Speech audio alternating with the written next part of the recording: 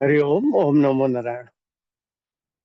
प्रिय साधकों, अ, अब मेरा पिछला वीडियो जो मैं लेकर के आया था, जिसमें मैंने योग दर्शन को जोड़ा था आपके कबीरदास जी के, हम लोग के जो संत रहे हैं संत समाज से।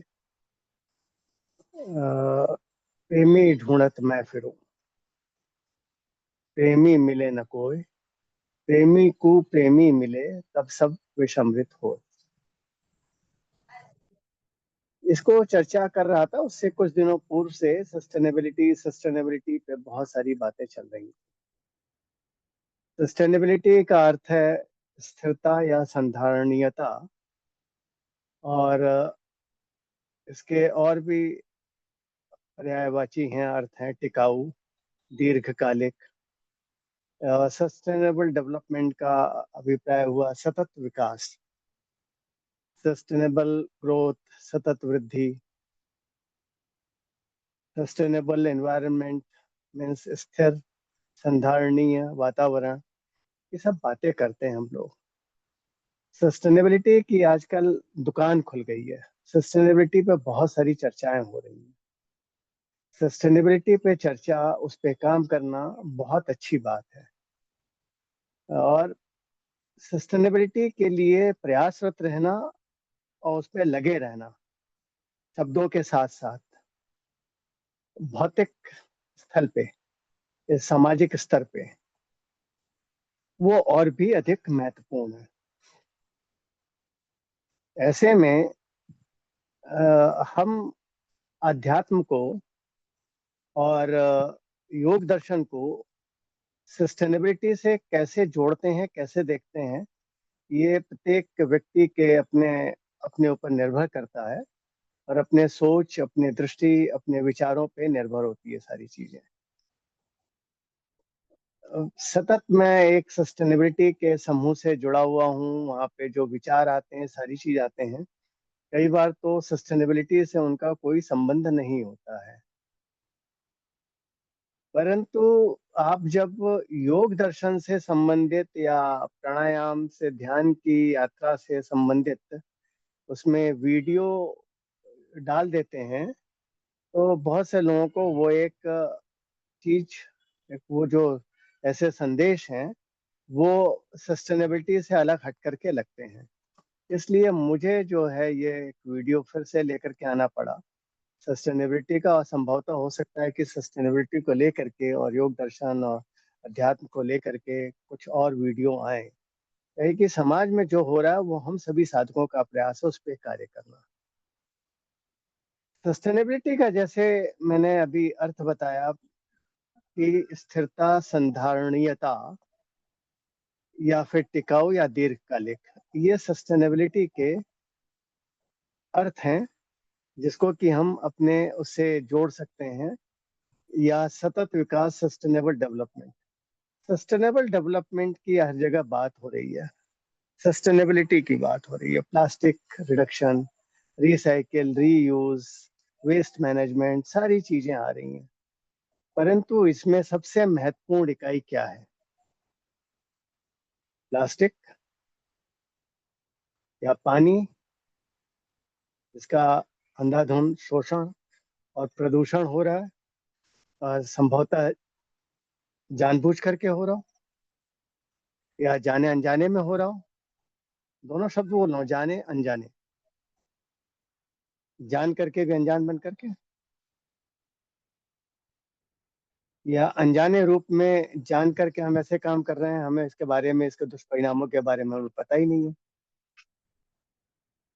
तो ये सारी चीजें जब हम करते हैं और सारी चीजें जब जुड़ी रहती हैं, तो हमें बहुत सी चीजों पे बहुत ही गंभीरता से सोचना पड़ता है। तो जब हम इन सब चीजों पे सोचते हैं, काम करते हैं, तो हमें पता चलता है कि हम किस चीज की बात कर रहे हैं। तो हम आ रहे थे भी सस्टेनेबिलिटी पे, पहले हम सस्टेनेबिलिटी पे ही चर्चा करेंगे। सस्टेनेबिलिटी के प्रमुख इकाइयों के बारे में पूछ रहा था, आप लोग अपने अपने विचार दीजिएगा। मेरा जो मत है, जो मेरा व्यक्तिगत मानना है, बहुत से लोग इससे सहमत भी होंगे, हो सकता है उनके मस्तिष्क में भी यही उत्तर हो। मनुष्य, स्वयं। सस्टेनेबल अगर मनुष्य नहीं है तो कोई भी चीज पृथ्वी पर सस्टेनेबल नहीं है। पर यहाँ पे सस्टेनेबल का अभिप्राय पैसे से नहीं है, बल से नहीं है, शक्ति से नहीं है, धन से नहीं है, इन सब से नहीं है। हो सकता है हमारे पास ये सब चीजों फिर भी हम सस्टेनेबल ना हो, क्या है कि हम इन सब संसाधनों का दुरुपयोग कर रहे हो। और दुरुपयोग हम क्यों कर रहे हैं? क्योंकि हम अपनी इंद्रियों के वशीभूत होकर के राग द्वेष और लिप्सा में पड़े हुए हैं। जब हम राग द्वेष लिप्सा में पड़े हुए हैं तो क्या होगा? क्या होगा? सोचिए। सोचेंगे नहीं। सस्टेनेबिलिटी की बात करते हैं और हम लोग सोचते नहीं है। राग द्वेष लिप्सा का यहाँ पे अभिप्राय है इंद्रिय वशीभूत।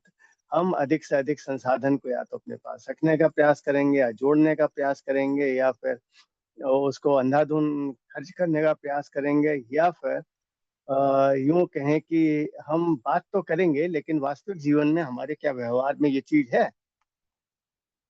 अधिकांशतः ये देखा गया है, लोगों को हो सकता है अटपटा लगे, बुरा लगे, और उनके भावनाओं को चोट पहुंचे, और चोट पहुंचनी भी चाहिए। चोट जब तक नहीं पहुंचेगी तब तक व्यक्ति जागृत नहीं होगा। तो चोट किस तरीके से पहुंचेगी? अरे, मेरे पास है, मैं ऐसा कर रहा हूँ, अरे भाई तुम्हें गाड़ी चाहिए, गाड़ी रखो ना। 4 गाड़ी रखने की आवश्यकता है? 6 गाड़ी रखने की आवश्यकता क्या है? एकदम हाई एंड गाड़ी रखने की आवश्यकता है जिसमें फ्यूल कंजम्पशन बहुत अधिक होता हो। कम पर किलोमीटर फ्यूल कंजम्पशन बहुत अधिक है, एवरेज। तो ये सब चीजें हमारे पास, electronic equipments, electrical equipments, electrical gadgets, AC हर कमरे में, सारी चीजें लगी हुई हैं। और हम उसके बारे में कुछ नहीं सोच रहे, हम बात कर रहे हैं खाली संधारणीयता की, स्थिरता की, दीर्घकालिक क्या कहते हैं उसकी, टिकाऊपन की, कि लंबे समय तक चले, जिससे हमारे आने वाली पीढ़ी इससे लाभान्वित हो सके सारे संसाधनों से। हम ये भी बात करते हैं, हम अपने आने वाली पीढ़ी के लिए सब चीजें छोड़ करके जाना चाहिए। हम वृक्षारोपण भी करते हैं तो कौन से वृक्षारोपण कर रहे हैं? क्या वो सस्टेनेबल है इस पृथ्वी के लिए? हमने कभी उस पर चिंतन मनन किया, मंथन किया? हम आजकल रूफ टॉप गार्डनिंग कर रहे हैं अच्छे से अच्छी सोसाइटी में। जितनी भी अच्छी बड़ी मल्टी लेवल सोसाइटीज हैं, मल्टी फ्लोर सोसाइटीज हैं, सब में रूफ टॉप गार्डन हैं। सब के सब जो जमीन पे दिखता है गार्डन, कोई भी गार्डन जमीन पे नहीं, सब रूफ टॉप है, उसमें कहाँ बड़े पेड़ लग सकते हैं? अभी उसके बारे में सोचा आपने? तो जहाँ लग सकते हैं वहां पे भी आपने कैसे पेड़ लगा रखे हैं? किस तरीके के वृक्षारोपण कर रखे हैं? किस तरीके के पौधों का रोपण कर रखा है? सिर्फ सजावटी? सिर्फ इस भय से कि जो काम करने वाले हैं, जो मजदूर हैं, वो सब लोग हैं, वो तोड़ करके खाएंगे, हमारे लिए नहीं बचेगा। तो आप अपने लिए जब ये सब चीजें लगा रहे हो, वही लगा, तो कम से कम वो तो खा लेंगे। कम से कम उनकी सस्टेनेबिलिटी तो अच्छी हो जाएगी। हो सकता है उसे देख करके हमारी भी सस्टेनेबिलिटी ठीक होनी प्रारंभ हो जाए। प्रयास तो करना पड़ेगा। इसके साथ ही हमारे अंदर ये परिवर्तन कैसे आएगा? जब तक हम अपने को सस्टेनेबल नहीं बनाएंगे तो परिवर्तन नहीं आने वाला। और हमारे सस्टेनेबिलिटी का क्या मैनुअल है? योग दर्शन। मैं बराबर कहता हूँ, आप लोगों ने सुना नहीं होगा, नहीं सुना है, नहीं समझा, तो योग दर्शन को समझिए। उसमें 8 अंग हैं, अष्टांग योग कहा जाता है। यम, नियम, आसन, प्राणायाम, प्रत्याहार, धारणा, ध्यान, समाधि। और हर कर्म पे आपको साधना करनी है, हर चीज को पाने के लिए। 5 यम है, 5 नियम है। यम है अहिंसा, सत्य, अस्तेय, ब्रह्मचर्य, अपरिग्रह। इसको विस्तार से मैंने अपने वीडियो में पहले बताया हुआ, उसे देखिए, ढूंढिए, कुछ तो काम करिए। आपको अपने स्थिरता के लिए, संधारणता के लिए करना है ना, तो कुछ तो करिए काम। मेरे ही चैनल पे है सारी चीजें हैं। उसके बाद 5 नियम है, यम के बाद 5 नियम क्या है? शौच, संतोष, तप, तो अध्याय, ईश्वर प्राणिधान। इसको भी समझिए, वहां पे भी इसको भी बताया मैंने, यम को भी, नियम को भी। जब ये चीजें आप लोगों को सुननी ही नहीं होगा, खाली सस्टेनेबिलिटी की चर्चा करनी है, सरकारी नीतियों की, पॉलिसी की, जमीनी स्तर पे अपने स्तर से कुछ नहीं करना है, तो किस तरीके से सस्टेनेबिलिटी होगी? सस्टेनेबिलिटी के लिए स्थिर मस्तिष्क चाहिए, स्वस्थ शरीर चाहिए, स्वस्थ मस्तिष्क चाहिए। वो कहाँ से होगा? आपके शरीर के पूरे तंत्र, पूरा सिस्टम सुचारू रूप से सही तरीके से काम करना चाहिए। आप बीमार हैं, बिस्तर में पड़े हुए हैं, लेकिन बात कर रहे हैं सस्टेनेबिलिटी की। आप भोग लिप्सा राग द्वेष में लगे हुए हैं, बात कर रहे हैं सस्टेनेबिलिटी की। तो उसका मार्ग क्या है? इसीलिए जो पिछला दोहा था उसको वहीं से प्रारंभ कर रहा हूं मैं। प्रेमी ढूंढत मैं फिरूं, प्रेमी मिले न कोय, प्रेमी को प्रेमी मिले, तब सब विष अमृत होए। यहाँ पे जो कबीरदास जी ने कहा वो मैं बता चुका हूँ, जो भाव थे एक दृष्टि से वो मैं समझा चुका हूँ। पुनः उसमें और अंदर गहरे में जाने की अब आवश्यकता हो गई है। जब सस्टेनेबिलिटी की बात करते हैं तो बहुत गहरे में आवश्यकता है। प्रेमी को प्रेमी मिले तब सब विष अमृत हो। प्रेमी को प्रेमी मिले मतलब हम अपनी अंदर की शक्तियों को, अपनी सस्टेनेबिलिटी को समझ लें। हमारे अंदर की निहित ऊर्जा शक्ति जो पड़ी हुई है, सोई हुई है, उपयोग में नहीं है, तो हम सस्टेनेबल कहाँ से होंगे? और जब हम अपनी अंदर की शक्ति को जागृत करना है तो क्या करना है हमें? बाहर के राग द्वेष लिप्सा भोग इन सब से हमें अपने को दूर करना है। दूर करने के लिए क्या करना है? अष्टांग योग का पालन करना है। इसमें क्या सूत्र बता रखा है, हर जगह बोला हुआ है, पुरुषार्थ और वैराग्य। पुरुषार्थ करना है जो हमें पाना है, वैराग्य लेना है उन सब चीजों से जो इस पुरुषार्थ के मार्ग में बाधा है। ऐसी स्थिति में ये दोहा कितना सटीक है, कितना एकदम बिल्कुल एकदम अपनी जगह सही से, उसी जगह जैसे जिक्सॉ पजल होती है, उसका एक खाना होता है ना, एक पीस होता है, ठीक उसी जगह बैठता है जो पूरी पजल को सॉल्व कर देता है। योग दर्शन सस्टेनेबिलिटी को भी, मनुष्य अपने को सस्टेनेबल बनाए कैसे?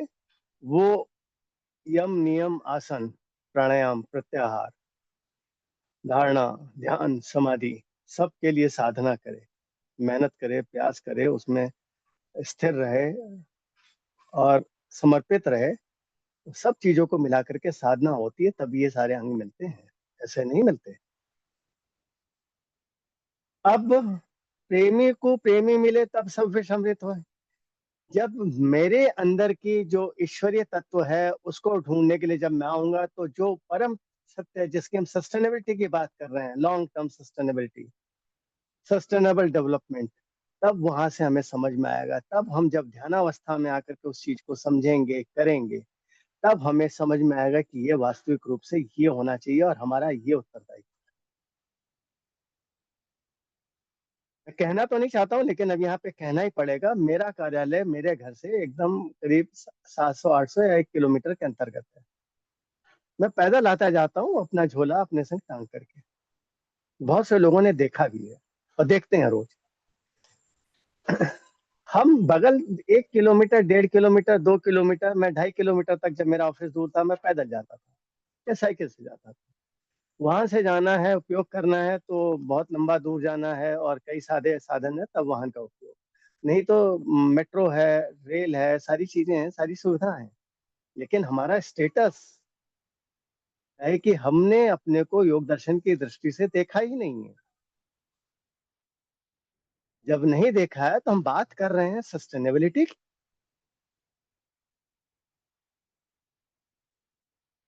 क्या हम वास्तविक रूप से गंभीर हैं सस्टेनेबिलिटी पे? नहीं, सिर्फ बातें हैं। यही काम संस्थाएं बड़ी बड़ी कर रही हैं, यही सरकारी संस्थाएं भी कर रही हैं। इस पे मैं आगे भी कुछ लेकर के आऊंगा। अभी इस दोहे को थोड़ा सा हम और समझ लें।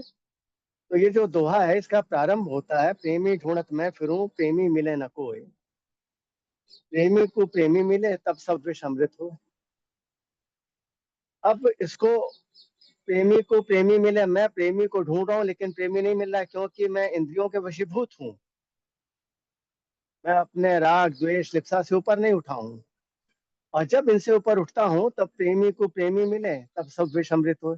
और जैसे ही सबसे ऊपर उठता हूँ तो जैसे ही सारे राग द्वेष ये सारी चीजें खत्म हो जाती है, मैं स्थिरता में, सस्टेनेबिलिटी में, मैं उस अवस्था में आता हूँ जो साधना को करते हुए, जो समाधिस्थ अवस्था से किए हुए कार्य की स्थिति में होता है, जो निर्लिप्त भाव से, अकर्ता भाव से, और बिल्कुल एकदम जिसे कहते हैं जिसमें हमारा कुछ भी उसमें लिप्सा नहीं है, परंतु वो कार्य सर्वोत्तम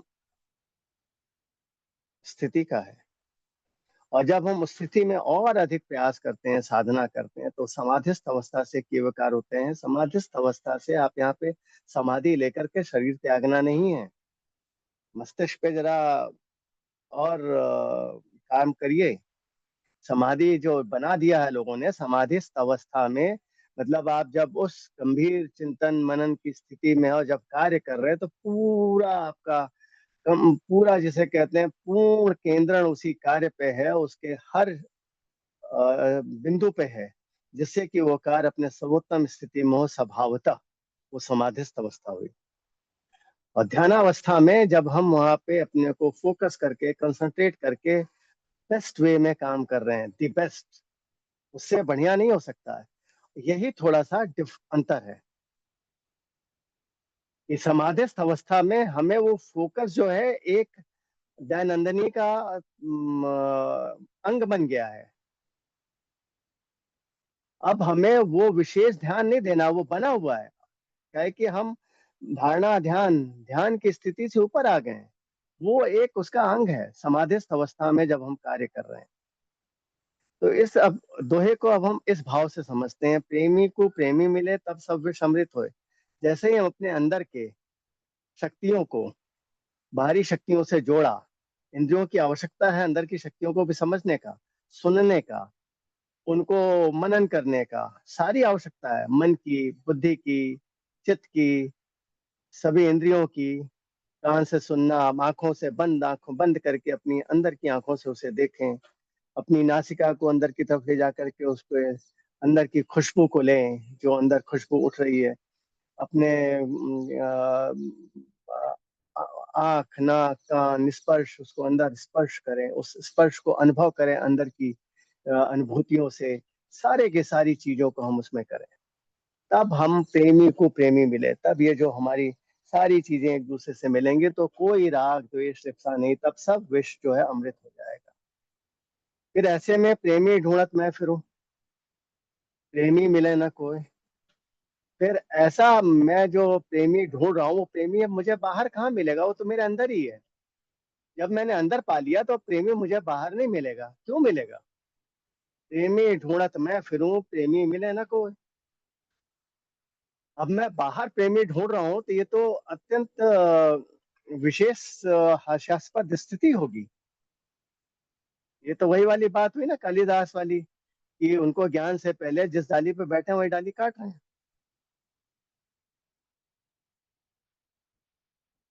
वो स्थिति क्यों? ऐसा प्रेमी नहीं चाहिए। तो ऐसी स्थिति में साथियों, जब हम इस सब पे कार्य करते हैं, तो हमें जो है सस्टेनेबिलिटी को समझने के लिए योग दर्शन को समझना आवश्यक है। संभवतः आप लोग समझ पाए होंगे, सस्टेनेबिलिटी की चर्चा तब तक बेमानी है जब तक हम स्वयं में सस्टेनेबल नहीं। इस पे आगे भी अपने वीडियो लेकर के आऊंगा सस्टेनेबिलिटी पे। कुछ लोगों को अगर पसंद नहीं आता तो स्पष्ट पूरा सुनने के बाद बताएं कि क्या पसंद नहीं आया और कहाँ और क्या परिमार्जन आवश्यक है। ऐसी चर्चा ही हमें आगे के लिए सस्टेनेबल बनाएगी। इसके लिए मैं जैसे हमेशा बोलता हूँ, मेरे प्राणायाम से ध्यान के सत्र में प्रातः 6:30 बजे से जुड़िए, जो 8 सवा 8 बजे तक चलता है। और मेरे सारे जो वीडियो आते हैं देखिए उन्हें। और तब तक के लिए हरिओम, ओम नमो नारायण।